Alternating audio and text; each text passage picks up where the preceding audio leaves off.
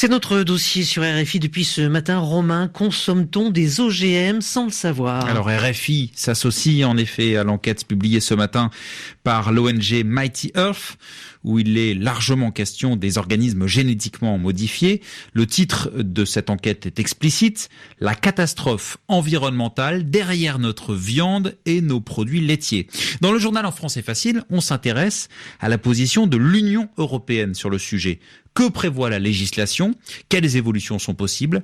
Réponse de Johanna Haustein à Bruxelles. Quand vous mangez une côte de porc, difficile de savoir si elle contient ou non des organismes génétiquement modifiés.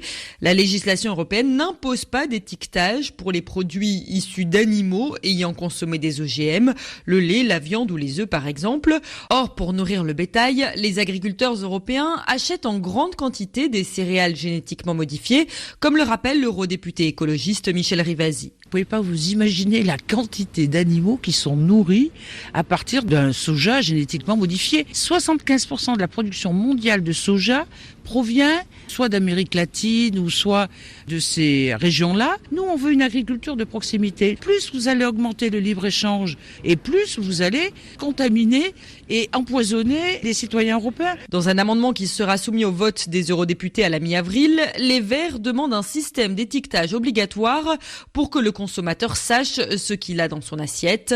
Mais c'est la Commission européenne qui a le pouvoir de légiférer, pas sûr qu'elle y soit favorable. Elle qui a autorisé depuis son entrée en fonction l'importation de 24 nouveaux OGM.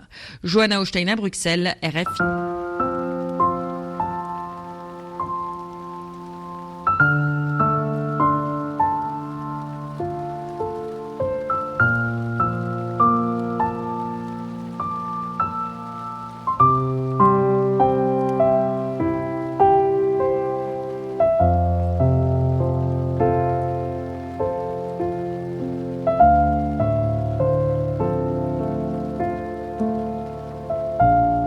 C'est notre dossier sur RFI depuis ce matin. Romain, consomme-t-on des OGM sans le savoir? Alors RFI s'associe en effet à l'enquête publiée ce matin par l'ONG Mighty Earth, où il est largement question des organismes génétiquement modifiés.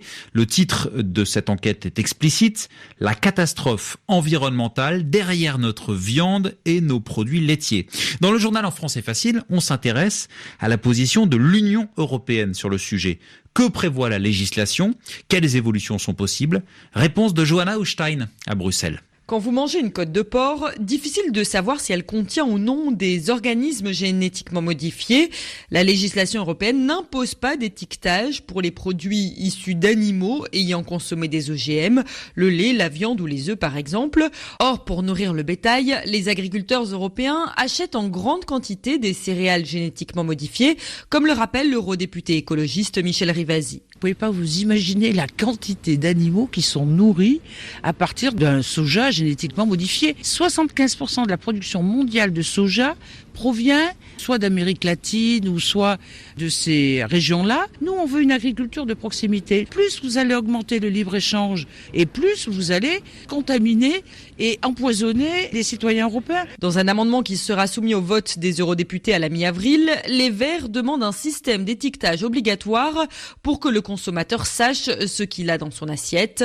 Mais c'est la Commission européenne qui a le pouvoir de légiférer, pas sûr qu'elle y soit favorable.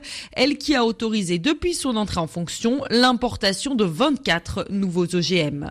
Johanna Haustein à Bruxelles, RFI.